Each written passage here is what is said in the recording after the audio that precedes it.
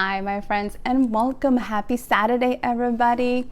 Welcome to another live show from East Texas. I'm DC Gomez. I'm so happy you guys have joined me. For those of you guys who don't know, I am an indie author.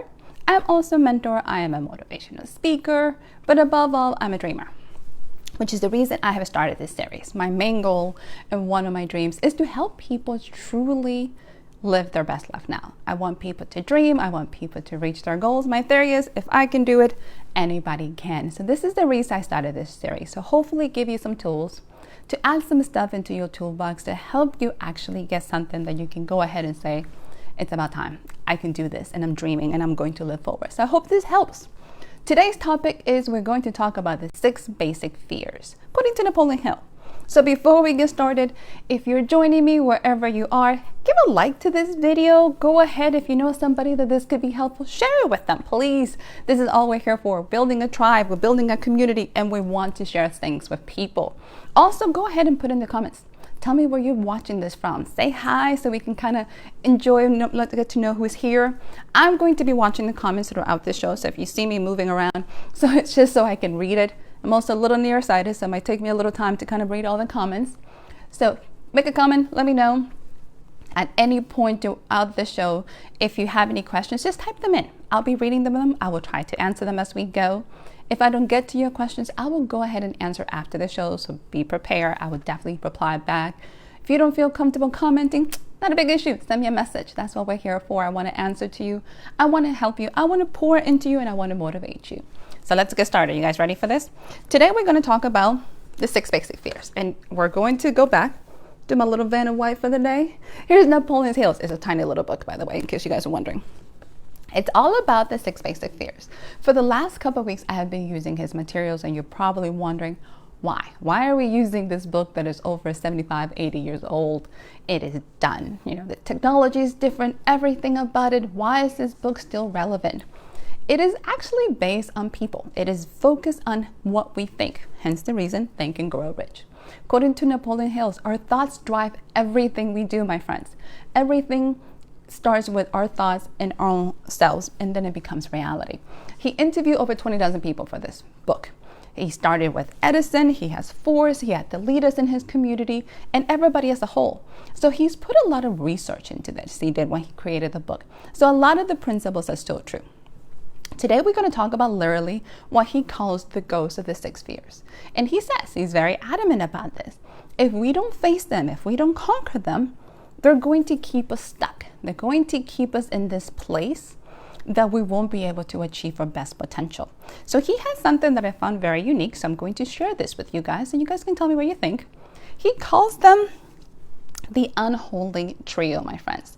He calls them indecision. He calls them doubts. He calls it everything according to Napoleon Hill. It is based on these 3 things. You know, so he says these are the things that are behind a lot of the stuff. So you're wondering, how does this make any sense? Here's the part that I found extremely amazing. If everything starts with our thoughts, what does that mean in today's society? My friends, we have years of programming. And you guys can think back, and if you're watching me, you can kind of give me some, hands up to see if you agree with me. We all have met what I call really well-intentional people. Those are the people that have their best intentions for us, and they give us their ideas and advice. They're telling us, they're always trying to protect us, you know what I mean? They're always going to be the ones like, yeah, I don't know about that. You know, they're basing their facts on their own background and experience, and truly don't know what we think. We all have had somebody, whether somebody was a counselor, a teacher, somebody we know who tell us, that might not be the best for you. And when we're young, these things have such an impact on who we are, my friends. These are the backgrounds of a lot of our decision makings that we're still till today are using them, and sometimes they're unconscious. Sometimes we don't know that these things have become programmed. We've become brainwashed. So as adults, our goal is to truly go back and figure it out, where did these ideas came from? Because we didn't put them there. Somebody else put them in our thoughts. Somebody else made them real for us and made them part of who we are. So we're looking at years of programming that have affected the way we see ourselves and the way we think. So Napoleon Hill says there are 6 fears. The one thing I enjoy that he says is the 6 fears are not just personal, but we can see them play out throughout their societies depending on the stage of the countries that we're in. So depending on our times. So right now you're going to be surprised because we're facing the whole health. So one of the fears is going to be, you're going to be able to place it very directly in our common time frame. So you guys are ready? Let's see what we have. Let's see what we get from Napoleon Hill this time. So last week we talked about 16 barriers using his book. Let's see what he says about his fears. I'm going to be jumping back and forth between the slides and kind of giving you some comments on what I think. So hopefully you guys don't mind. As we go through these, if you find one that you're going, I think I have that, let me know. Napoleon says a lot of us have one or two, some of us have more. So it is quite interesting when you're thinking about how these fears are affecting us. What I've done with this slides presentation to give you a heads up is he actually also has symptoms. So I have the fear on the top and I put the symptoms on the bottom. The fears are arranged in order of the most common and the ones you're going to see. So that way just kind of give you a little tip. So let's get started. Fear number one. Look at this one. The fear of poverty, my friends. According to Napoleon Hill, and you guys can agree or we can disagree, that is perfectly okay. According to him, this is the most destructive one of all the fears. This is also the hardest one to master. So if you're looking at it and if you can read those little bitty underneath, look at the symptoms. You know, you're looking at indifference, indecision, doubt, worry, overcussion, procrastination, expecting poverty. Last week we said 16 barriers. Some of them are very familiar if you guys kind of looking at it. The one that jumped out on me was expecting poverty, my friends. We never really believe that we expect poverty to happen to us. We don't think that. It is impossible. You know, we always say we want to be wealthy, we want to be better, we want to improve. But how many of us truly believe that? Because you have to remember, some of these fears are literally rooted in our unconscious. You know, one of the things that I realized when I started self-development and I wanted to progress and I wanted to succeed, I had to overcome some of these fears. And one of the things I had to realize, my belief system said, I wanted to be successful and be wealthy and do all these things, but I felt wealth was bad. In the back of my mind, and you can, you know, we can talk theology, you can talk whatever you want. I truly believe, you know, money was evil. Money was the root of all evil, all rich people were bad. And you have these belief systems in the back of your mind that are playing along with you. So think about that one. So the fear of poverty, the one thing that he says about it that I found quite interesting is we hang out with people who think poverty thoughts. And then we wonder why these thoughts are not getting us to the next level. He also says people will do all sorts of things trying to get over their friends and family and even co-workers to get over this fear. You know, this is where you see the bad part of people. This is where you'd be surprised what people will do not to be poor and that fear along the way. So, by the way, Miss Laura just joined us. Good morning, darling. Glad to have you here with us. So we're talking the 6 common fears. I'm glad you joined us. Number 1, fear of poverty. This is the most common across the board. In case you're wondering when did that play out, think about it currently in our situation. We had a tremendous fear across the world of poverty because people were sent home. Yes, we're trying to protect you from health and the disease, but the fear of losing our jobs and not having income, you get to see what it drives the society. You know, that fear of looting and all these things that are happening, it is driven across the board. So it's just not personal. It is also very across our society. So let's jump to number 2, the fear of criticism. Okay, my friends, take a look at some of the symptoms. If you're looking at it with me, we talked a lot about criticism last week, but let's be honest. This one hits home, at least for me. Like, I can put a hands up right here, my friends. Fear of criticism tends to hold us back. It rubs our initiative. It takes away our idea to succeed. It makes us completely paranoid. It paralyzes us. Here's the interesting things, and I'm going to click back because I want you guys to take a look at it. Which one jumps at you guys?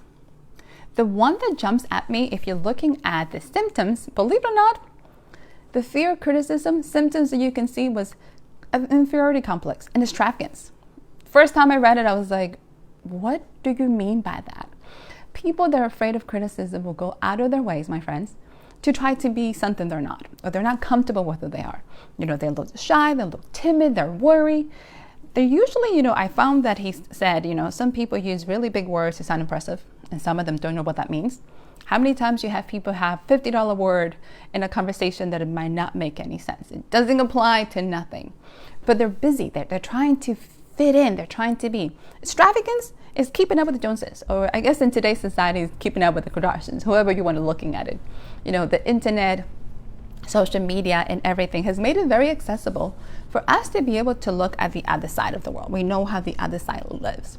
So we're easily comparing ourselves to people to a point that is sometimes unhealthy. If you're thinking about it, it can be very detrimental to our self-esteem and who we are. But we're doing it because it's easy. It's there. We're inside people's homes. We know what they're doing. So criticism tends to be paralyzing. It is a fear of the, believe it or not, it's across the board. So this is very common. So that's why he has it at number 2. So Mr. Greg just joined us today. Hi, darling. I am so happy you're here. Good morning. So 6 fears. We jump into number 3. And let me know what you guys think about this one. The fear of ill health. Take a look at those symptoms, my friends. Look at what he says. So he has autosuggestion, hypochondria, exercise, susceptibility. Looking at him, in case you guys believe it, the first time that I saw this, you'd be surprised the one that jumped out at me was exercise.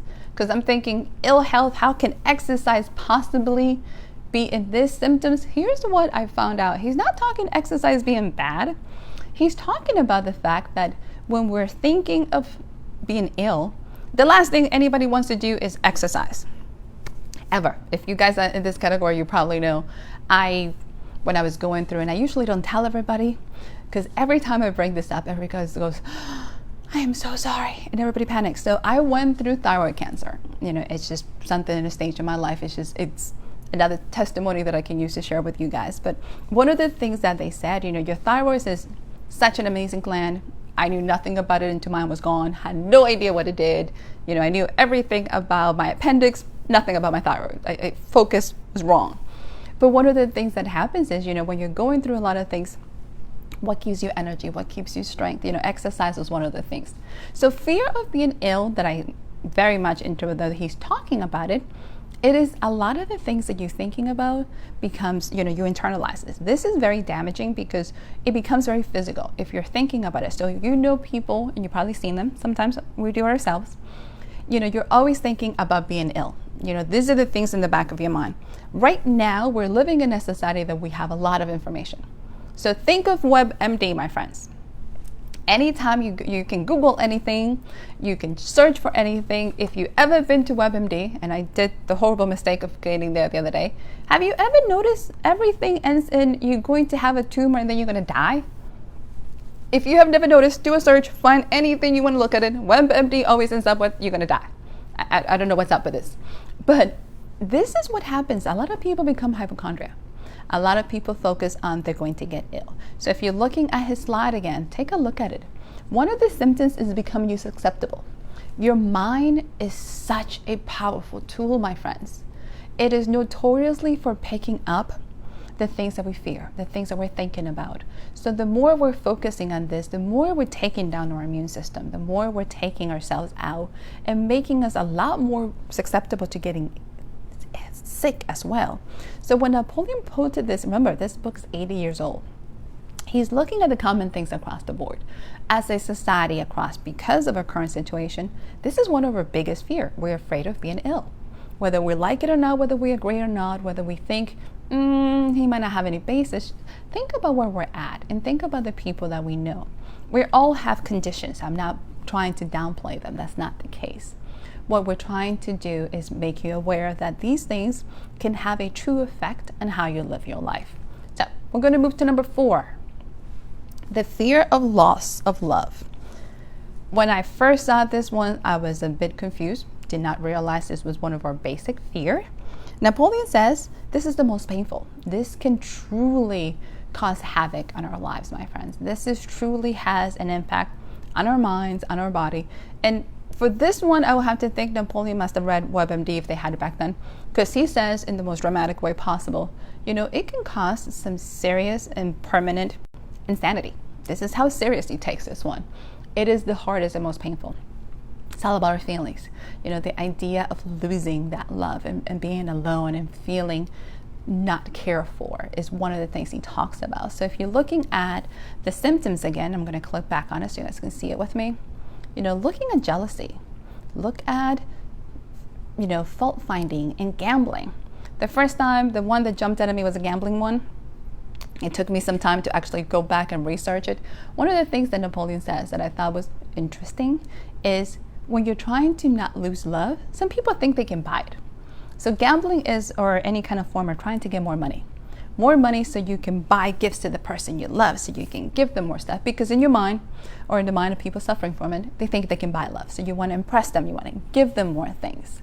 That was impressive. One of the things that he talks about is jealousy, which is where we become that fear of losing it. We think, we start fault finding. We start keeping track of numbers, what they did, what we didn't do, how they treat us.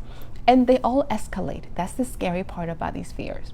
It will start very, very small and potentially escalate. With jealousy, it can quickly turn physical and very dangerous. So fear of loss of love was the one that I was a little shocked. I was like, never considered, but it has a very permanent effect. Number 5.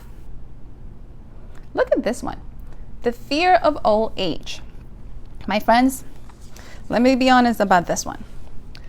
The first time I read this book, it's been a few years ago. That one made no sense whatsoever. I was like, why are people afraid of aging? Why? So here's my confession for the day, among many that I'm going to give you, I guess. I am officially an ugly duckling. I have no issues admitting this. You can ask any of my family members. They're all probably going to laugh. I look so much better now that I'm an adult than I did growing up. I can admit this. Everything is getting better as I get older. I have no issues. But getting older was never such a painful experience. I look forward to it. I was very excited. I usually joke with my family. I consider myself an old wine. Very much I get better with age. That's usually what I tell everybody. But let's take a look at it again. Fear of old age. Look at all these symptoms that he's talking about. We have this, once again, another inferiority complex. One of the things that I realized as I get older is our society has an obsession with youth. We do. We look at youth. We connect youth with health. We connect it with, vitality. We make youth such a prominent thing that most of our people are terrified. The fear of getting old comes back to something very simple, my friends. Losing our independence. Not being attractive. So it connects back to the fear of losing love. Not being able to take care of ourselves. We have this huge thing that I'm going to end up in a nursing home. I was at a dinner party recently and somebody said something that kind of blew my mind. They were talking about their children. He's like, yeah, you better be nice because they're going to choose the nursing home you get into. And I thought in the back of my mind, all I can think of was like, that's where that fear of getting old comes from. We're using, the nursing homes as the boogeyman. I'm like, you're going to not be able to take care of yourself, so I'm going to lock you up in a house. So fear of getting old. One of the things that jumped out of me of the symptoms is, and you guys can kind of see it, the moment I turned 40, that became the blame for everything. Even my doctors, that happens because you hit that age. That happened because you're 40. I don't know when that 40 became the magic number. You're over the hill, you're getting old. And a lot of our people, look at one of these ones, the ones that hit me, is people are using the phrase, they're becoming very speaking into apologetic. I'm sorry because I'm old. I have friends in many different age groups, and as we progress, I never consider age such a huge idea until they started using those terms. At my age, I'm so sorry, I'm a little slow. Remember Napoleon Hill says, our thoughts become a reality. The moment you keep playing these thoughts into your head, I can't do this because I'm old, it becomes a reality. The one thing that I found that this would be a little fact for everybody that I loved, according to Napoleon Hill, he says, believe it or not, the most active and most impressive ages for us to be mentally and spiritually more developed is between 40 and 60. Something to think about. I loved it because remember, I'm all about getting old. One of my favorite phrases that I heard, this is the one that I always giggle about. They said, in your 20s, you care what everybody says. That's just the nature of it. In your 40s, you don't care what anybody says. In your 60s, you realize nobody's saying anything. So as we get old, we have these fears that, oh my God, people are, we're not going to be capable. They're talking about us. So think about it. All these fears kind of connect with each other and they play really well. Number 6, tell me what you guys think. The fear of death, my friends. And Napoleon says this really well. Out of all the fears, this is the cruelest. This is the one that, and it goes tied very much with 5. We're getting older. Why is this so painful? The reality is we don't know what the afterlife looks like. So it is really, really terrifying. Here is the one that everybody is, I moved to Texas and I love sayings, in case you guys hadn't noticed. They told me the first time, everybody wants to go to heaven. Nobody wants to die.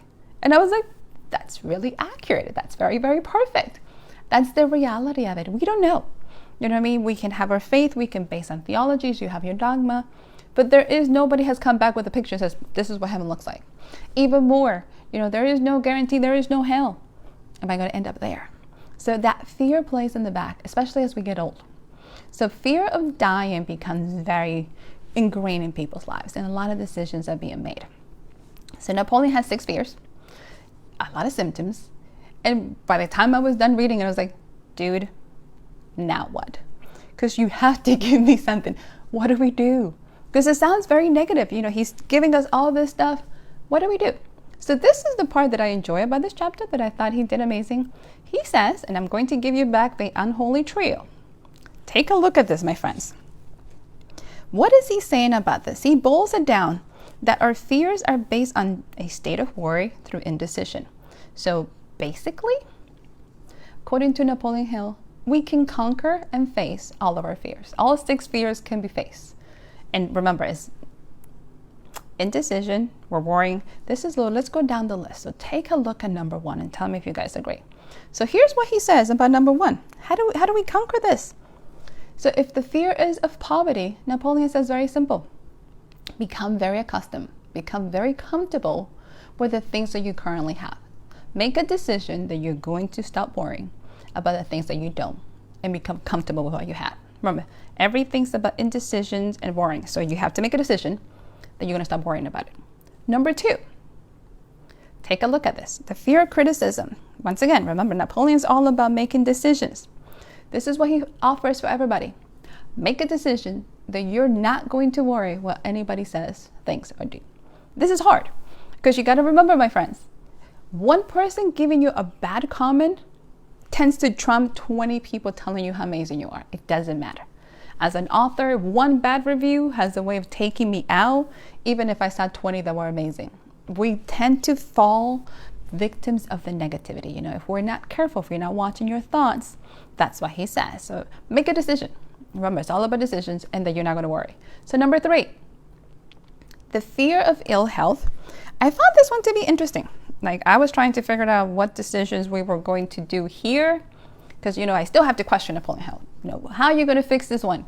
So this is what he tells us. He says you're going to make a decision to forget the symptoms, which is very interesting. He's not saying if you're ill, don't get help. That's not what he says.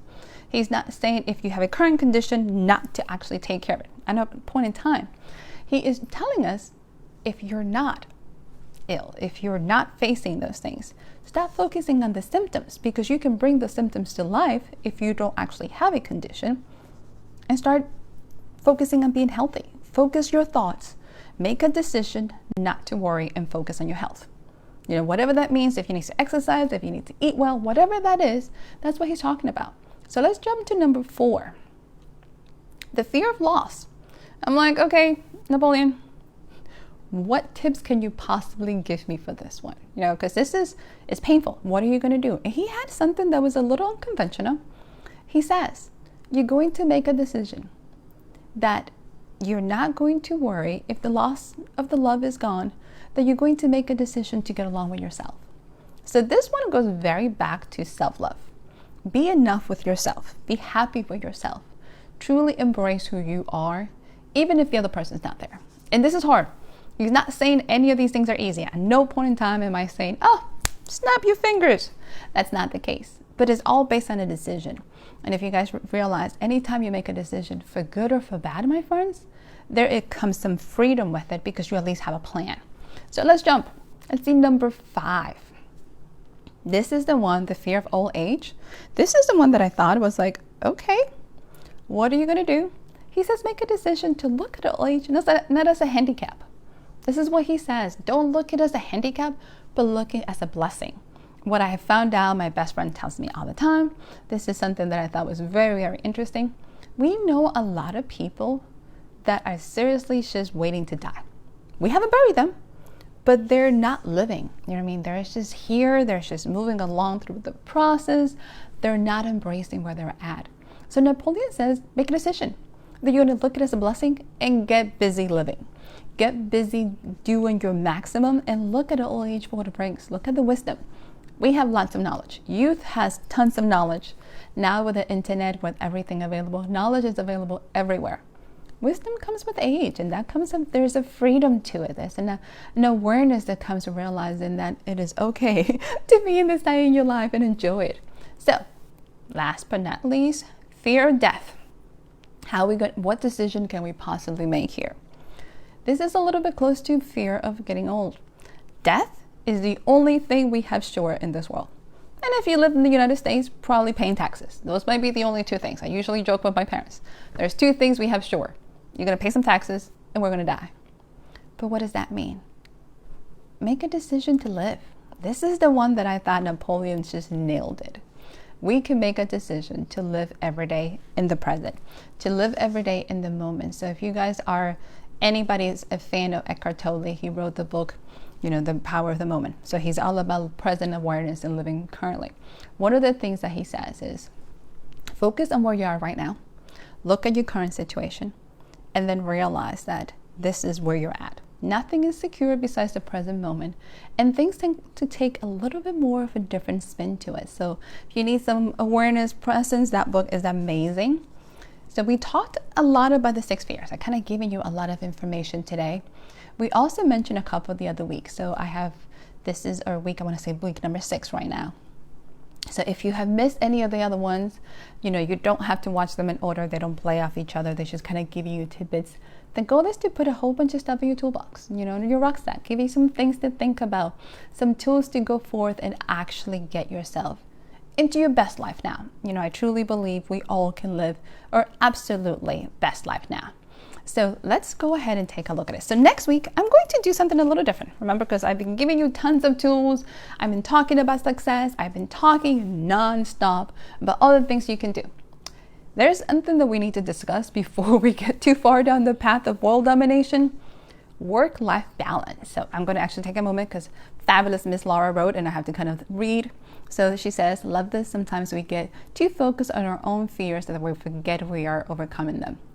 I absolutely agree. I am notorious for focusing on the things that I can't control and then forget that I have some power. This is the reason that I wanted Napoleon to give me something, because I'm like, you can't just dump all this information on me. And what do we do? So thank you, Ms. Laura. I totally agree. What do we do? So we're going to talk next week, work-life balance. I am, for everybody who knows me, an overachiever. I'm also a type A personality, which is a bad combination. I used to take pride in being a perfectionist until I realized that's nothing to be proud about. Perfectionism just tends to get you stuck. But I tend to be, when I stress, I overwork, which translates into I push people out of the way, I get ton of vision, and I focus on everything but my entire bubble. I tend to suffer. My health goes down the drain. I am tired. I easily burn out. All those things that we want to be able to, we work and we focus so we can have a life. But what happens when your life gets out of whack? So we're going to talk about work-life balance and why is it important. Give you some tools what you can do to balance your life, to bring you back to focus. And also to truly remember why we do the things that we do, my friends. At the end of the day, we work, we exceed, we set goals to have the best possible life. And if you're not enjoying your life and all you're doing is working, then we need to bring that back into balance, because something is not right. If you're not having fun, if you're not enjoying what you're doing, something is out of whack. So we have to figure out what happens. So work-life balance is next week's topic. By the way, thank you so much for joining me. I'm excited to have you. I do hope you have found something, a little nugget that you can take, something you can put in your toolbox. Share this with some friends, share with somebody if you think this will be helpful to them. If you're looking more information, you can find me on my website. So next week, I'm actually going to have a huge surprise. I have a couple of things happening that I want to share with you guys next week as well. Hopefully you guys are as excited as I am. If not, just tell me. No, it didn't work out for us, DC. So for today, hope you guys have an incredible Saturday. Happy Saturday. Happy amazing day. If you happen to be in East Texas, I'm looking out the window. The sun is finally coming out. Hopefully you have a beautiful morning, a beautiful afternoon, wherever you're watching, beautiful evening, depending where you're coming from. Incredible day. I'm sending you blessings, my friends. I'm sending you joy. I'm letting you know that I believe in you, that your dreams are important to me, that you can achieve anything. And if this little Dominican can do it, trust me, my friends, so can you. So for today, thank you. Have an amazing day, and I'll see you back next week. Many blessings, my friends.